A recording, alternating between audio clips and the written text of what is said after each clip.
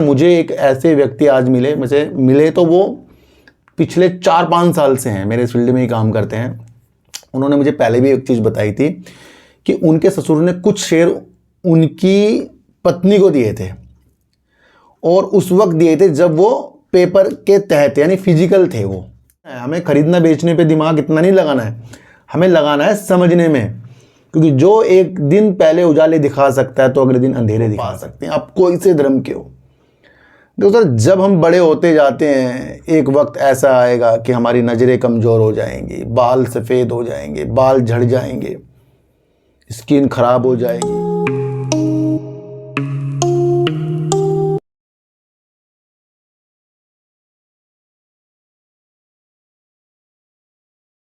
नमस्कार, मैं स्वागत करता हूं आपका अपने ही चैनल पर जिसका नाम है सार्थक बाजार से। आज बात करेंगे सर सुजलोन एनर्जी की, MTNL की, बात करेंगे स्टील सेक्टर की, विप्रो की, और QIP के माध्यम से कितनी कंपनियों ने कितना पैसा इस साल जुटा लिया, उसकी भी एक रूपरेखा आज हम देखेंगे।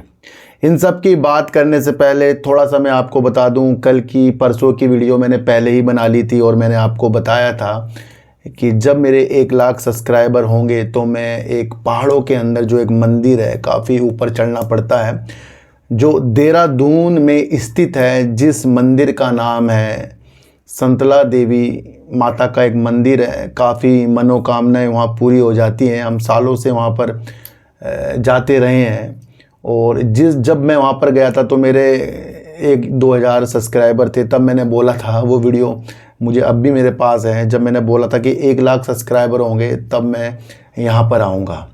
तो ये पुराने लोगों को पता है कि ये चीज़ के लिए मुझे जाना था ना, तो मैं कल वहाँ पर होके आ गया हूँ। और जो भी वो ब्लॉग देखना चाहता है, मैं अपने डीप सर 6 में आज रात या कल मैं वो डालूँगा, है ना। तो वो माता के दरबार पर मैंने वो अपनी अर्जी लगा ली है। तो सर एक चीज़ मैं आपको बताऊं, जब भी आप कुछ शुभ काम करते हैं, कोई सा भी आप काम करते हैं, कोई से भी आप धर्म के हैं, अपने धर्म के प्रति निष्ठा, ईमानदारी और अंदर से पवित्र होकर ही आप उस चीज़ को पा सकते हैं। आप कोई से धर्म के हो। देखो सर, जब हम बड़े होते जाते हैं एक वक्त ऐसा आएगा कि हमारी नज़रें कमज़ोर हो जाएंगी, बाल सफ़ेद हो जाएंगे, बाल झड़ जाएंगे, स्किन खराब हो जाएगी, है ना, दांत टूट जाएंगे, हड्डियाँ कड़कड़ा जाएंगी। ये क्या है? ये क्या दृष्टि है? ये एक ऐसी दृष्टि है कि ये जीवन में सबके साथ होगा, सब इस दुनिया से चले जाएंगे। इसलिए जो ज़्यादा झोल करता है, ज़्यादा झूठ बोलता है, ज़्यादा सच्चाई को नहीं अपनाता है, वो व्यक्ति ये सोचे एक दिन उसको मरना है। ये सबके साथ होगा। इसलिए इस ज़िंदगी में जब हम बिल्कुल स्वस्थ हों, बिल्कुल सही हों, उस वक्त अपनी नीतियों को बहुत बेहतर ढंग से हमें आगे की तरफ रखना चाहिए। इसलिए सबके प्रति ईमानदारी बरतिए। अपनी वाणी को सबसे पहले हमें सही करना पड़ेगा। आपको पता ही वाणी वाले कितने लोग ख़राब हैं आजकल, क्या क्या लिख कर जाते हैं, वो आप सबको पता है। तो अगर आप भगवान के दरबार पर जाते हैं, मस्जिद में जाते हैं, गुरुद्वारे में जाते हैं, चर्च में जाते हैं, जाने से पहले अंदर की पवित्र भावना जो आपके अंदर है उसे जागृत आपको करना पड़ेगा, तब जाकर वो आपको चीज़ें मिलेगी। तो एक चीज़ मैं आपको बताऊं, आप कहीं भी ना जाओ, आप हमेशा बिल्कुल सच की तरह चलो, सच की तरह पूजो लोगों को, बिल्कुल एक ऐसी नीति के साथ आ जाओ कि अंदर से आप बिल्कुल पवित्र हो। ऑटोमेटिकली चमत्कार होने आपके शुरू हो जाएंगे ना। ये भगवान के पास जाना, यहाँ जाना, वो चलता आ रहा है, वो तो नियम निभाने ही है हमें, पर अंदरूनी तरफ से भी हमें बहुत पवित्र हमें होना पड़ेगा। तो ये वो आज रणनीति मैंने आपको समझा दी है ना। मुझे एक ऐसे व्यक्ति आज मिले तो वो पिछले 4-5 साल से हैं, मेरे इस फील्ड में ही काम करते हैं। उन्होंने मुझे पहले भी एक चीज़ बताई थी कि उनके ससुर ने कुछ शेयर उनकी पत्नी को दिए थे, और उस वक्त दिए थे जब वो पेपर के तहत यानी फिजिकल थे वो। और देने के बाद जब वो शेयर की कीमत काफ़ी ऊपर चली गई तो उन्होंने उसको भुनाना चाहा, और उन्होंने कुछ पेपर वर्क करके, कानूनी चीज़ करके उनके डीमैट अकाउंट में वो आ गए।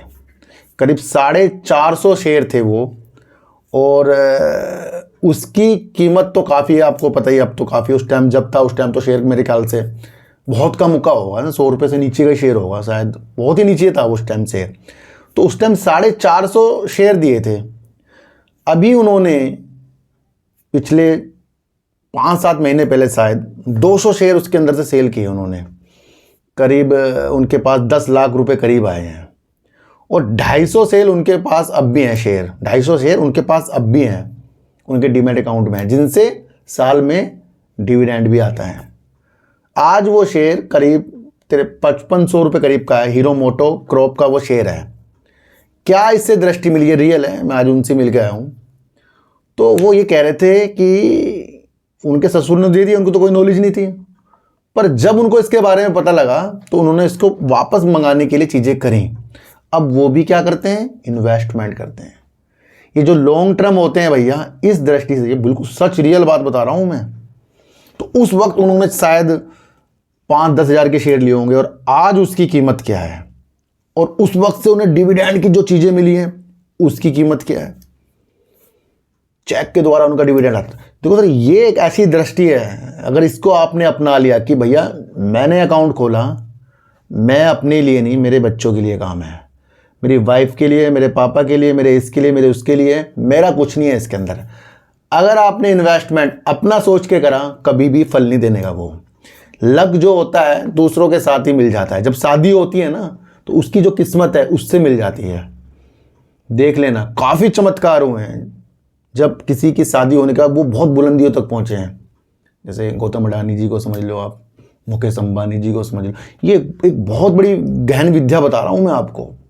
तो जब आप ऐसा अकाउंट खुलवाएंगे, उसके अंदर इस तरीके से चीज़ें करेंगे, तो ऑटोमेटिकली वो आपको फल देकर जाएगा। क्योंकि जब हमारे बच्चे हमारे से कुछ आस करते हैं, टॉफ़ी की, ये वो उनको मिल जाता है ना।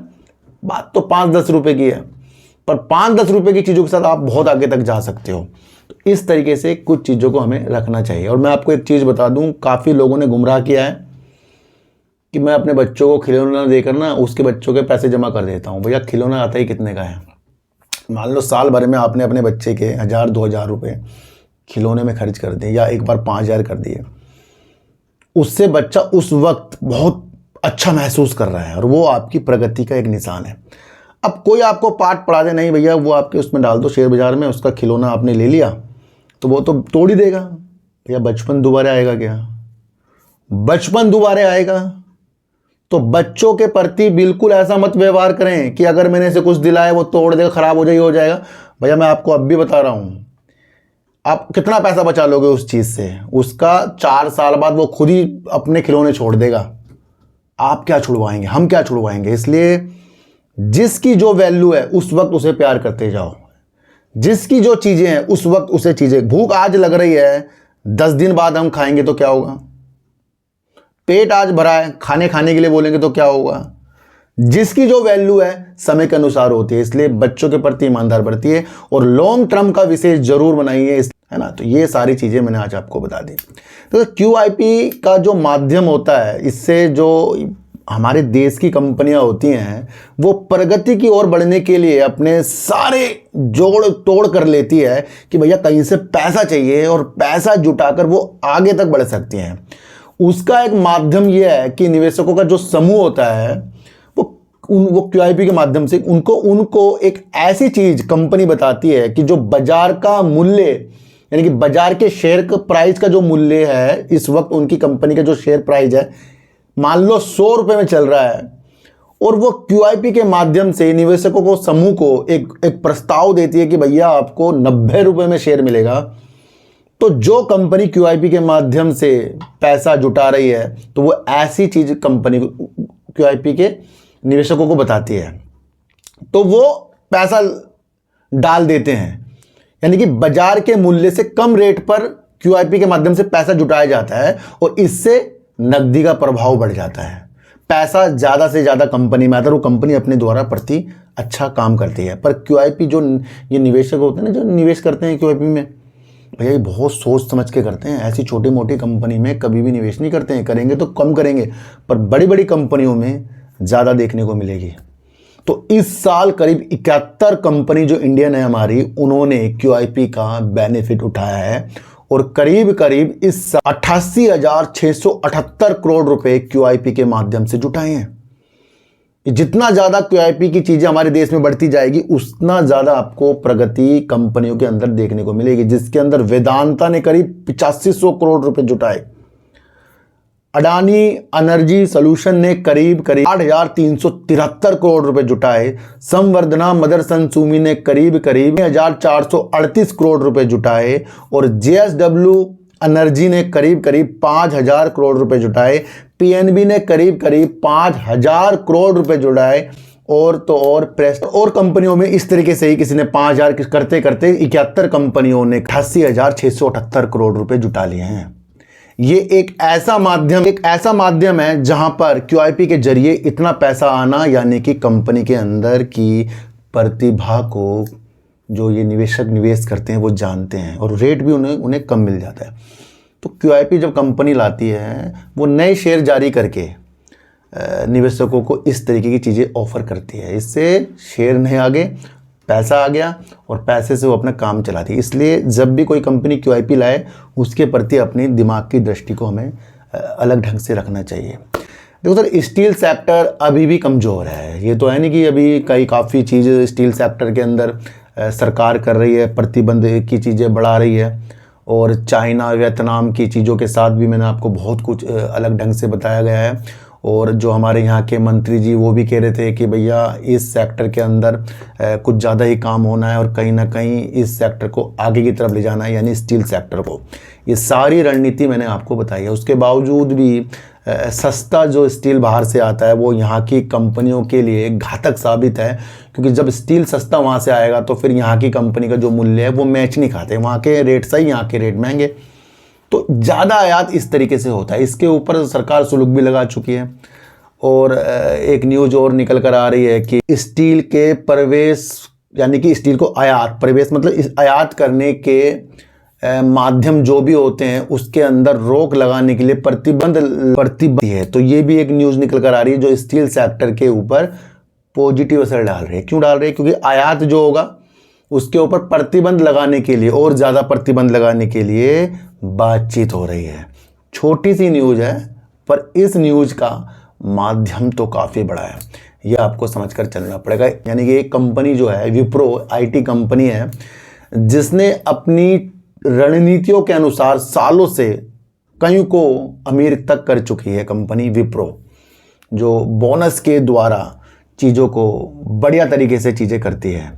कंपनी की 16 अक्टूबर से 17 अक्टूबर तक एक बोर्ड की मीटिंग है, उसके अंदर ये बोनस जारी करने की स्थितियों के साथ विचार करेंगे। यानी कि 16 या 17 अक्टूबर को कंपनी बोनस इशू यानी बोनस जारी करने पर विचार कर सकती है। इसलिए आपको विप्रो के अंदर तेजी के संकेत देखने को मिले हैं। भैया अच्छी खासी IT की कंपनी है, AI पर भी ज़्यादा वर्क करने की नीतियों के साथ है, जाना माना कंपनी जो देश और विदेशों में भी वर्क करता है। इसलिए ऐसी कंपनियों की जो भी रणनीतियाँ होती हैं वो एक पॉजिटिव संकेत के साथ होती हैं। 17 अक्टूबर को कंपनी का Q2 का रिजल्ट आने वाला है, ये भी आप समझ लेना। उसी दिन ही कंपनी ये भी बता सकती है कि वो बोनस शेयर जारी करने पर जो विचार कर रही है, कितना कर रही है या नहीं कर रही है। ये सारी रणनीतियां जो है विप्रो जो आपको 17 अक्टूबर को बताएगा, तो ये भी आपको समझकर चलना पड़ेगा। आपको परसों की वीडियो में बता दिया था जब AK भट्टाचार्य जी ने MTNL के ऊपर एक विशेष तौर पर अपनी रणनीतियों के द्वारा बताया था, क्योंकि MTNL के ऊपर फिलहाल 32,000 करोड़ रुपए का ऋण है, जिसके ऊपर कंपनी जो बीती दिनों मैंने आपको बताया था कि एयर इंडिया जो थी वो उसकी याद दिलाता है। तो जब कंपनी के ऊपर इतना सारा कर्जा और कंपनी का काम जो है ना के बराबर और कंपनी लॉस कर रही हो, और अगर कंपनी के अंदर कुछ अच्छा होने वाला होगा तो वो सरकार के कदम के अनुसार ही हो सकता है। ये सारी रणनीतियां मैंने आपको परसों वीडियो में बताई थी और इसी के द्वारा AK भट्टाचार्य जी के एक रणनीति वाली विश्लेषण जो उन्होंने किया था मैंने आपको अपनी वीडियो के माध्यम से बताया था। और उन्होंने भी कहा था कि भाई सरकार को इसके अंदर कुछ ना कुछ चीज़ों के साथ करना चाहिए, क्योंकि कंपनी जो NCLT के दरवाजे तक वाली चीज़ें भी बात आ रही थी। और आपको पता है कि SBI ने अपना जो ऋण दिया था उसको NPA भी घोषित MTNL का उन्होंने कर दिया था। वो भी एक ऐसे बैड न्यूज़ थी जो MTNL के अंदर निगेटिव असर डाल रही थी। देखो सर, न्यूज़ के अनुसार ही शेयर गिरा, न्यूज के अनुसार ही शेयर बढ़ा। एक न्यूज निकल कर आ रही है द्वारा योजना पर काम किया जा सकता है। तो ये एक ऐसा स्टेटमेंट आ गया जिसके अंदर ये चीज़ देखने को मिल रही है कि जिस तरीके से कभी कभी सरकार इसके अंदर सहायता भी प्रदान कर चुकी है, तो अगर ये ऐसा स्टेटमेंट निकल कर आएगा, और वो मामले से जानकारी रखने वाले व्यक्तियों ने CNBC आवाज को बताया, एक बड़े चैनल पर ये न्यूज़ निकल कर आई है, जिसकी वजह से आपको MTNL के अंदर आज तेजी देखने को मिली है, जिसके अंदर ये कहा गया है कि MTNL को बंद नहीं होने दिया जाएगा। यही स्टेटमेंट बहुत उज्ज्वलता का हो रहा है, पर हमें देखना है काम। तो सर मैं आपको एक चीज़ बता दूं कि एक मेरे पास कारखाना है, उसके ऊपर बहुत अच्छा वर्क सालों से हो रहा था, बीच में उसके अंदर कुछ भी काम नहीं हुआ और उसके अंदर के कर्मचारी बैठे रहे, उनके पास काम ही नहीं है। अब उनका पैसा मैं दे रहा हूँ, कभी नहीं दे रहा हूँ, कर्जा मेरे ऊपर चढ़ता जा रहा है। एक दिन मेरी कंपनी को लोन जो मैंने दिया था वो भी NPA घोषित की चीज़ों के साथ है, दूसरा NCLT की तरफ मेरी कंपनी को ले जाया जा रहा है। कर्मचारी कह रहे अब हमारा क्या होगा, जिन्होंने मेरी कंपनी में पैसा लगाया वो सोच रहे भैया अब क्या होगा। पर अचानक से मैंने बोल दिया भैया मैं इस कंपनी को चलाऊँगा, तो थोड़ी दिन के लिए तो कुछ उज्ज्वलता ही जाती है ना। तो ये न्यूज बेस्ड चीज़ें होती हैं, इसको आपको समझना स्टार्ट नहीं हुआ, स्टेटमेंट के अनुसार चीज़ें हो रही हैं। हम न्यूज के प्रति ईमानदार जिस दिन से होने लग गए, उस दिन से आपको सारे दरवाजे दिख जाएंगे, सारे दरवाजे आपको दिख जाएंगे भाई कौन से दरवाजे में कहाँ पर ताला है, कहाँ पर क्या क्या चीज़ें हैं, तो आपको वो दरवाजे खोलने हैं ना। तो न्यूज क्या कह रही है, न्यूज को समझो, बंद नहीं होने दिया जाएगा, हर संभव प्रयास जो पुनर्जवान योजना के द्वारा होता है उसके द्वारा प्रयास किया जाएगा। और तो और जो NCLT के में ले जाने वाली जो विकल्प था उसको भी खारिज कर दिया गया है। तो इसके द्वारा भी एक उज्ज्वलता वाली चीज़ MTNL के अंदर आई है। फिर भी तो MTNL के ऊपर एक गुड न्यूज आई है, उसका असर उसके ऊपर पड़ा है। देखो सर, गुड न्यूज़ तो सुजलोन एनर्जी के ऊपर भी आ गई थी। जब टाटा पावर ने अपनी विंड टरबाइन की योजना को निविदाएं के लिए 3 गीगावाट की चीज़ों को बढ़ाने के लिए विंड टरबाइन में निविदाएं जारी करने वाली चीज़ों के बारे में विचार करने की नीतियों के साथ बताया। अब इसके अंदर और कंपनियों के साथ साथ सुजलोन एनर्जी भी था। एक चीज़ बताओ कि आज मैंने कुछ चीज़ काम करने के लिए लोगों को बता दिया और 10 लोग मेरे पास आ गए, अब उसके अंदर से वो भी आ गया जिसके ऊपर हमारा दिमाग है, मतलब हम सबका दिमाग है, तो क्या वो काम उसे मिल जाएगा क्या? हमें विश्वास कब करना चाहिए? जब वो काम उसको मिल जाए। दौड़ में होने से वो तेज़ी आ सकती है, पर दौड़ में बने रहने की चीज़ें होती हैं उस प्रोजेक्ट का मिलना। तो सुजलोन एनर्जी का वर्क आपको तब बेस्ट और लगना चाहिए टाटा पावर के साथ मिलकर जब वो रणनीति उसको मिल जाए, उसको निविदा वो जीत जाए। दौड़ तो सभी लेंगे, जीतता कौन है? सबसे पहले इंपॉर्टेंट पार्ट हमारा वो अंदर से होना चाहिए, है ना। हमारी प्रतिक्रिया शेयर बाजार के अंदर रणनीतियों को समझने वाली जिस दिन हो गई ना, उस दिन बहुत ही अच्छा हमारे साथ हो जाएगा। हमें समझना है, हमें खरीदना बेचने पे दिमाग इतना नहीं लगाना है, हमें लगाना है समझने में। क्योंकि जो एक दिन पहले उजाले दिखा सकता है तो अगले दिन अंधेरे दिखा सकता है, जो एक दिन पहले अंधेरे दिखा सकता है वो अगले दिन उजाले दिखा सकता है। तो वो सुजलोन का आप काम समझो, काम ऐसा है कि भैया जो देश की ज़रूरत है बस उस हिसाब से आप लक्ष्य देखो सरकार के कब से कब तक है। Q2 आने वाला है, Q2 की रणनीति आपको समझनी है। इसी तरीके तो चीज़ों को समझो सर, यहाँ ईमानदारी से चीज़ें बताई जा रही हैं, खरीदने बेचने की चीज़ें नहीं बताई जा रही हैं, चीज़ें समझाई जा रही हैं, वो आपको समझकर चलना पड़ेगा। विप्रो या स्टील सेक्टर का कोई भी शेयर हो या MTNL हो या फिर सुजलोन एनर्जी हो, किसी के ऊपर भी जो मैंने वीडियो बनाई है उस रणनीतियों को समझना है। उसके द्वारा आपको ये नहीं देखना है कि मैंने इसको बेचने खरीदने के लिए कहा, आपको समझना है। अब QIP का माध्यम मैंने आपको समझाया, वो आपको समझना है ना।